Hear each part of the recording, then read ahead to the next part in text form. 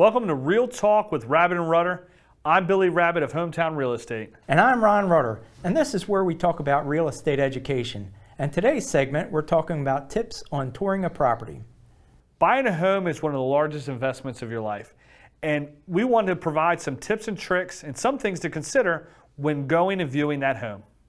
One of the things you may want to take notice of is, are there any water stains up on the ceiling? That might get you an idea that the roof might not be that great. Go outside, take a look at the roof, see if it's wavy, see how old the shingles look, or maybe your chimney flashing needs to be replaced. Another thing to consider when going and viewing a house is looking for cracks or anything that may be structurally wrong with the house. This could be either inside the house or outside of the house. When you're touring the inside of the house, you might want to look for, cracks in either the drywall, maybe in, anything in the basement. And then when viewing on the outside of the house, you might want to look for cracks in either the brick, the mortar, or anything, that might have to do with the foundation. Another thing I like to check for is maybe make sure all the faucets run and all the toilets flush. When going on the outside of the house and maybe going and walking the yard, you might want to look for areas that are holding water or maybe are a little bit wetter than what they probably should be. This could either show, signs of septic issues or maybe some grading issues that may be causing some problems inside the basement or foundation. And talking about basements, you want to make sure that there's no standing water down there either. Sometimes the sump pump is broke. Sometimes the basements need to have waterproofing.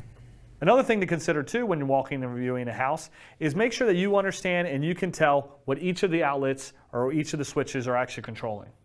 One of the things I like to do when I'm with my clients is to look in crawl space and see if the insulation's all up underneath or see if there's any kind of ceiling in crawl space. And if there's any ductwork or plumbing, make sure that it's insulated well. Now, I know as a client, I don't tell them to get in there, but as a realtor, I'll do that for them. When looking into some of those dark places, whether it's the crawl space, the attic, or anywhere else in the house, you may want to look for staining or anything that might show some visible signs of possible mold growth. Now, the only way to determine that it's mold is to have it tested. And there are professionals out there who will do the mold testing for you. Now, I want to make sure you're not fooled by just the paint job and the carpet. They may be new, but some of these things you need to take a deeper, closer look into.